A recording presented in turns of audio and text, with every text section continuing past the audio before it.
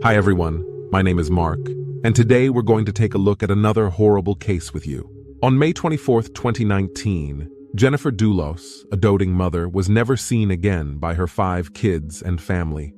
This shocking event threw the police into a deep investigation which uncovered an even more shocking truth. Jennifer Dulos's disappearance had been caused by someone who had at a time been the center of her world.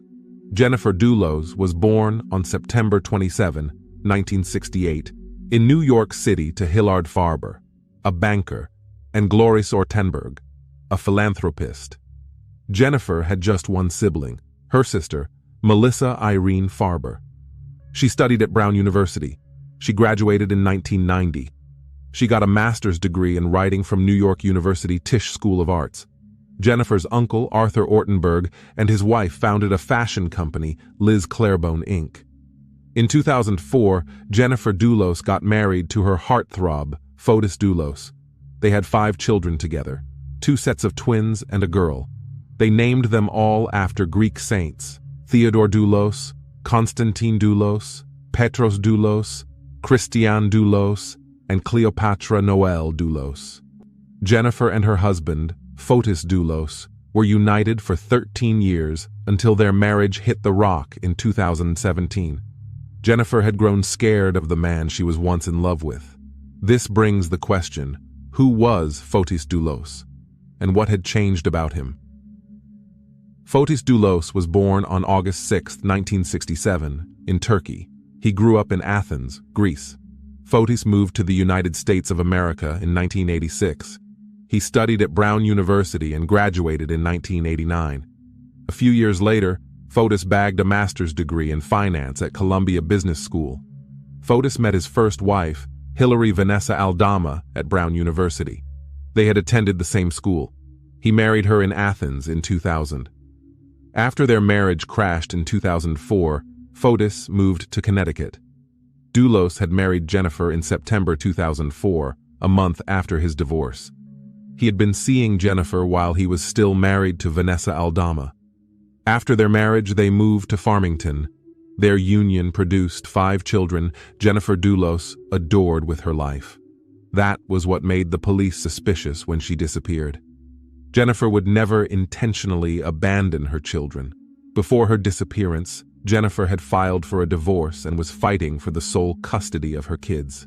Her marriage to Fotis had gone so sour, she had become terrified for her and her children's lives.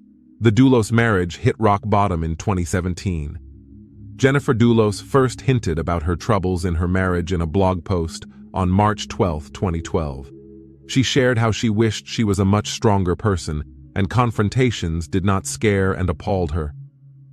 In 2017, Jennifer Dulos filed for a divorce on the account that Fotis Dulos was increasingly living an independent life and cheating on her with his colleague, Michelle Troconis, a native of Venezuela. Jennifer Dulos filed for emergency custody of her 5 kids in 2017. Although the court denied her request, it granted her and Fotis Dulos shared custody. Jennifer Dulos was scared for her life, but most importantly, for the safety of her children. She claimed that her husband, Fotis Dulos, exhibited irrational, unsafe, bullying, threatening, and controlling behavior. She shared one of the unfortunate experiences she had suffered in Fotis's hands. On June 3, 2017, he had found out that she had planned activities for their children on a Saturday morning. It had not sat well with Fotis, so he lost control. According to Jennifer, he had become enraged and agitated. She was terrified and tried to get away from him by rushing upstairs. But Fotis followed all the way up, and even after she locked the door and bolted it so that she was trapped inside, he kept verbally attacking her and physically intimidated her. Jennifer Dulos knew she was not safe with her husband. She had invited trouble when she filed for a divorce. In an interview, she confessed that she was terrified of Fotis. She had admitted that her desire for a divorce had infuriated him, and he was going to retaliate by harming her in some way. Jennifer Dulos claimed that in May 2017, when she filed for a divorce, Fotis had threatened to kidnap and harm their kids if she refused to agree with his terms in the divorce settlement. He had even bought a gun that year. In 2018, Jennifer re-requested the emergency sole custody of her kids. During the hearing process, the court discovered that Fotis had broken several court orders. Jennifer was given full physical custody of her children, while both parents shared legal custody of the kids. Fotis was granted supervised visits and monitored phone calls. Jennifer and the kids moved to her rented house in New Canaan, 70 miles away from Fotis Dulos. Fotis Dulos had been genuinely hurt by Jennifer's accusation. In an email he sent to Jennifer in 2017, he expressed his concern for his children's well-being. He confessed that their children needed both parents, not just one of them. He had pleaded with Jennifer to reconsider their marriage for the sake of their children. He even stated that they could work as partners and learn to tolerate each other. However, while denying the accusation levied against him by Jennifer, Fotis claimed that Jennifer was the one turning their kids against him.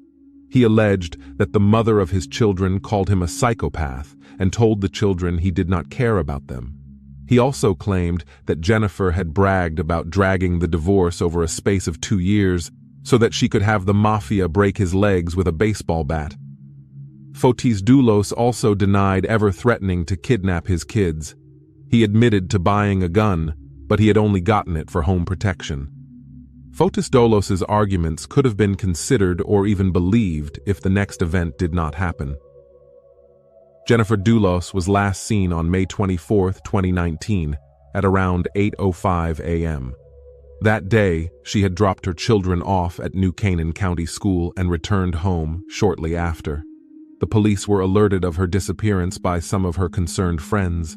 Jennifer had had 2 appointments with her doctor scheduled for 11 a.m. and 1 p.m. in New York City. Jennifer never missed her doctor's appointment, so her friends became worried that she had not shown up. Jennifer Dulos's friends were not the only one who noticed something unusual about Jennifer's disappearance. Her live-in nanny, Lauren Almeida, had been worried when she arrived at Jennifer's New Canaan apartment by 11:30 a.m. and met her Range Rover in the garage. She recalled that Jennifer had planned to take the car to her doctor's appointment instead of her Chevrolet Suburban, which was missing in the garage. Lauren Almeida did not inform the police of Jennifer's disappearance until 7 p.m. By that time, it was glaring that there was something fishy about Jennifer's absence, as she never arrived home that late or left home on her own without informing anybody. After the disturbing reports, the police began their investigations. Some detectives searched Jennifer's New Canaan house. However, they would break the hearts of everyone who cared about Jennifer Dulos. On the floor of the garage, blood splatters were found.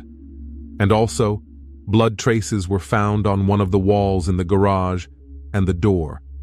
Blood traces were found on the exterior of the Range Rover as well. Inside the house, blood splatters were only found in the kitchen, and it was not Jennifer's blood alone.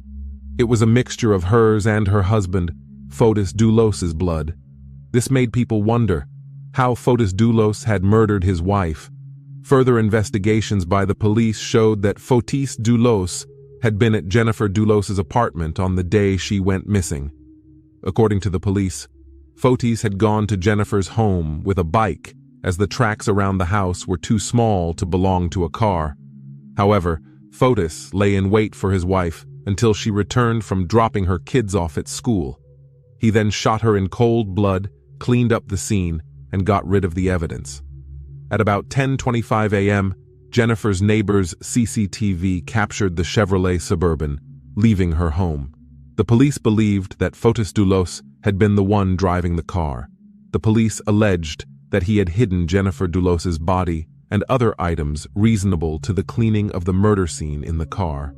After hiding Jennifer's body, Fotis Dulos had abandoned the car 3 miles away from New Canaan.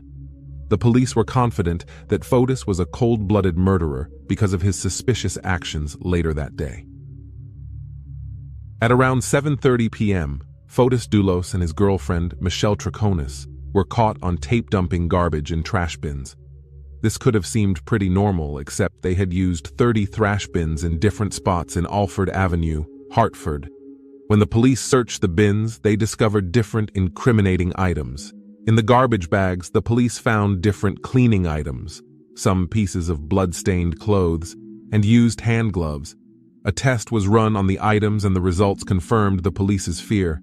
The blood matched Jennifer Dulos, while Fotis's DNA was found inside one of the gloves found and on one of the trash bins. Fotis Dulos murdering his wife in cold blood did not cause as much shock as his girlfriend, Troconis, being an accomplice in the crime. Michelle Troconis, a native of Venezuela, was many things. Troconis was a mother, a horse rider, and a former ESPN reporter in South America. But what no one would ever expect her to be was a cold-blooded criminal. Michelle Troconis started seeing Fotis Dulos whilst he was still married to Jennifer Dulos. Her affair with Fotis contributed to the breakdown of his marriage. After Jennifer went missing, the police brought Troconis in for questioning. When asked where she was on one day Jennifer disappeared, she claimed that she had had lunch with Fotis Dulos that afternoon, and also claimed that she and Dulos had gone to one of his properties to clean it up in preparation for a meeting with a client. The police believed that they had been cleaning up Jennifer Dulos's body. The police investigation led them to more videotapes showing Michelle Troconis in a more compromising situation. These tapes led them to find out exactly how Fotis Dulos had committed such a horrific act. Fotis Dulos had carefully planned out his moves, and the police believed he had not done so alone. On May 24, 2019, Fotis drove a Tacoma truck owned by his employee without his permission to New Canaan, Connecticut. In a video captured by a school bus at 7:05 a.m., the Tacoma truck was speeding on the highway towards Waveney Park in New Canaan, the place where Jennifer's Chevrolet Suburban will later be found. The police confirmed that a bicycle tire had been found in the boot of the truck. This affirmed the police's speculation that Fotis Dulos had cycled the 3 miles from Waveney Park to Jennifer's apartment in New Canaan. The police believed that Fotis had arrived there earlier before Jennifer. He had attacked in the garage just as she got back. Afterward, he had cleaned up the evidence, bundled Jennifer up in her Chevrolet Suburban, and driven straight to Waveney Park, where he transferred her body into the Tacoma truck.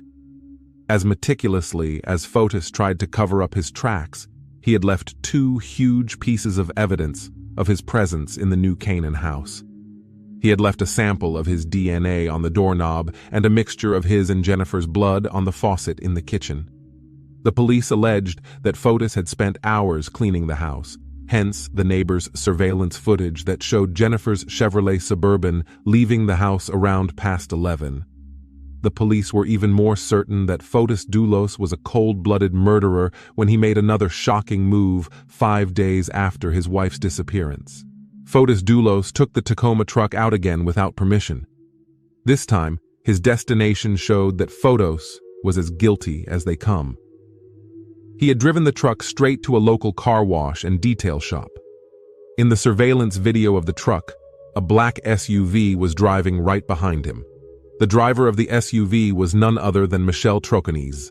In the video, Fotis is seen dropping the car off at the car wash. Afterward, he had hopped in beside Troconis in her SUV. The police were convinced that the couple's mission was to rid the car of every bit of evidence. However, they were not so fortunate in their quest.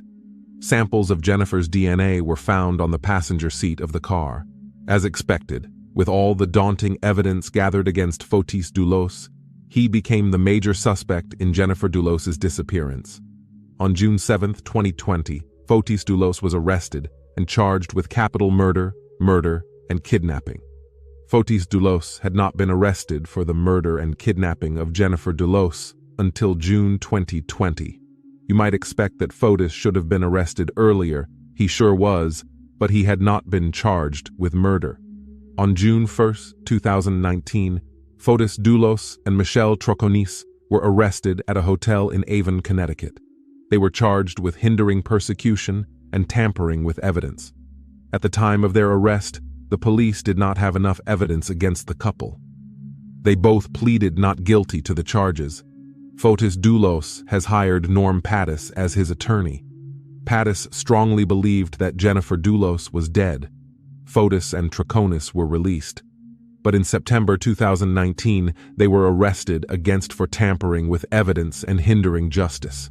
However, in October 2019, Fotis appeared in court. He requested a dismissal of the charges against him. The judge mentioned that he would look into the case and review arguments from the prosecution and defense. During this period, Jennifer and Fotis Dulos were living with their maternal grandmother. The kids at that time were aged between 8 to 13. Their grandmother was granted temporary custody of the children by the court. Fotis Dulos's Waterloo came in 2020. In January, he was arrested and charged with the capital murder of his ex-wife, while his girlfriend, Michelle Troconis, was arrested for conspiring to murder. Following the arrests, Michelle Troconis became estranged from Fotis. In an interview, she admitted that she had made a huge mistake by trusting Fotis. Prior to their arrest in 2020, Troconis had allegedly moved out of the Fotis Farmington $5 million home with her daughter. Fotis Dulos's former lawyer and friend, Kent Douglas Mawhinney, was also arrested and charged with conspiracy to murder. Mawhinney was taken in at gunpoint. The police believed that he had helped Fotis and Troconis create an alibi on the morning of Jennifer's disappearance. Also, during that period, Douglas Mawhinney had been accused of spousal rape by his wife. Mawhinney became separated from his wife. And things got worse after he was arrested in connection to Jennifer Dulos's murder. His wife felt her life was in danger. His wife told the South Windsor Police Department that her husband was planning to kill her with the help of his friend, Fotis Dulos. During their investigations, the police discovered that Douglas Mawhinney was a member of a East Granby gun club. A group of local hunters informed the police that they had seen a human grave on a property associated with the club. The police went ahead to search the property in question and indeed found something very suspicious. A shallow grave was found on the secluded property. In the grave, the police found 2 bags of lime and a blue tarp. There was no body found in the grave, but the police believed that it could have been removed. The grave had been discovered with the help of a canine in August 2019. It was unfortunate that despite the arrests, Jennifer's body was not found. Her family was devastated despite the fact that their daughter was about to get justice. In an interview, the family's spokesman confessed that the arrest of the suspects did not give them any sense of closure. He admitted that the incarceration of Jennifer's murderer could never bring her back, so the ache in their hearts could never go away. Fotis Dulos's bond was set at $6 million on January 8, 2020. He was released the next day on bail, but he had to return to court on February 8, 2020. Michelle Troconis was released on bail as well, while Douglas Mawhinney's bond was set at $2 million. However, it was reduced to over $200,000. He was released on bail on October 19, 2020. Fotis Dulos's fear after his cruel actions caught up with him led to an unfortunate event. On January 28, 2020, Fotis failed to appear in court for an emergency hearing. The judge gave an order for him to be brought to court. On getting to his Farmington home, the police found Fotis in his car unconscious. Fotis, apparently, could not face the consequences of his actions, so he tried to take his own life. Fotis had poisoned himself with carbon monoxide. He had connected a vacuum cleaner to the exhaust pipe of his SUV and passed it back into the interior of his car. The police had performed CPR on him and restored a faint pulse. He was transported to Yukon Medical Center by ambulance. The center transferred him to Jacobi Medical Center in the Bronx to undergo hyperbaric oxygen therapy. While at the hospital, Fotis's children, who were still living with their grandmother, visited their father. It was the first time they saw their father after he was accused of murdering Jennifer. A suicide note was found by the police in Fotis's car. He had written that he was not ready to spend an hour in jail over something he knew nothing about. On January 30th, 2020, Fotis was confirmed dead by the Jacobi Medical Center. After Fotis's death, the police report released showed that Fotis's last girlfriend, Anna Curry, claimed that she had been with him on the day of his emergency hearing. She told the police that she and Fotis had planned to drive to the court together.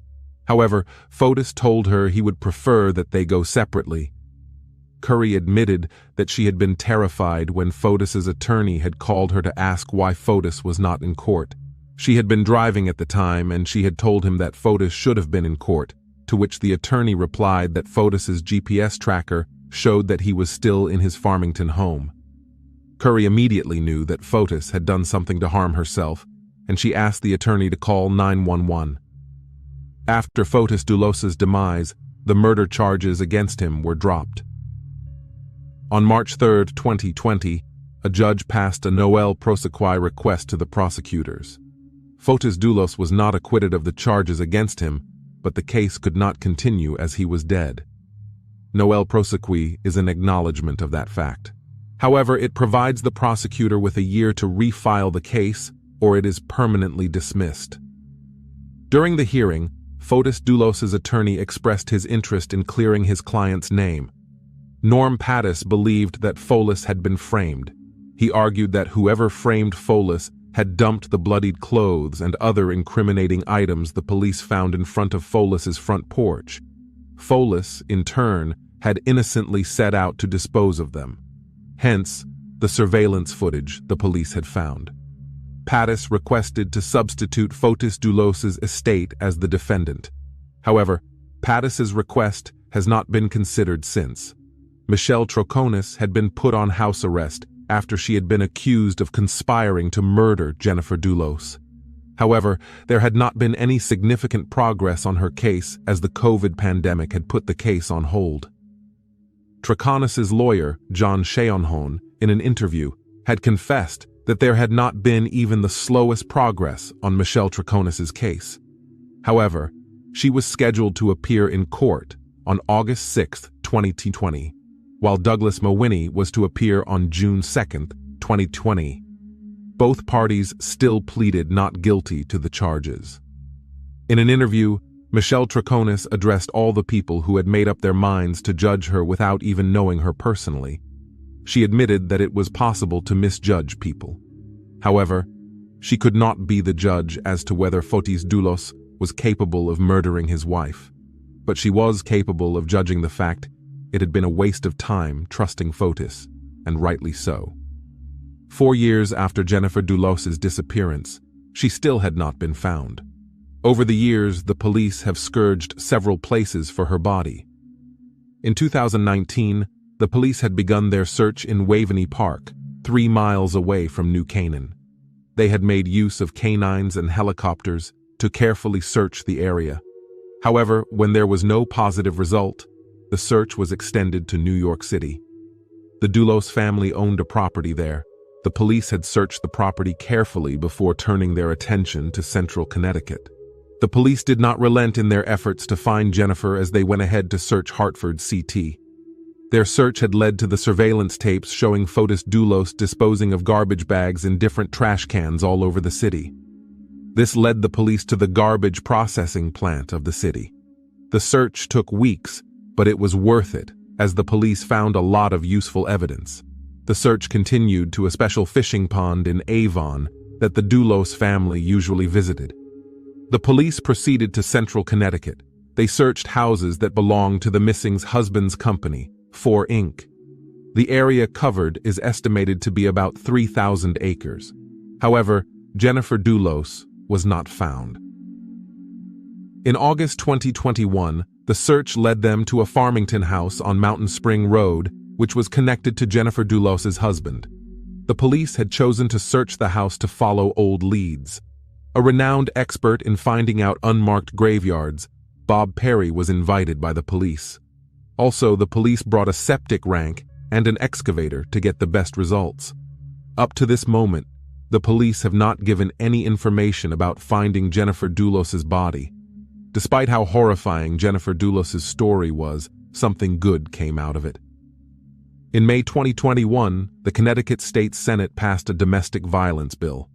The bill was named after Jennifer Dulos and another woman who was a victim of domestic violence, Jennifer Magnano.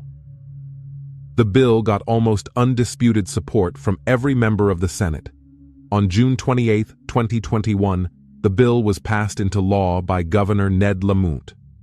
The other Jennifer the law was named after, Jennifer Magnaneau, was also a victim of a very toxic marriage. In 2007, she was murdered in cold blood by her husband, Scott Magnaneau, in Terryville, Connecticut. Immediately after the gruesome act, Scott Magnaneau committed suicide in front of their 3 children. Jennifer Dulos's family sadly has not been able to move past their daughter's death.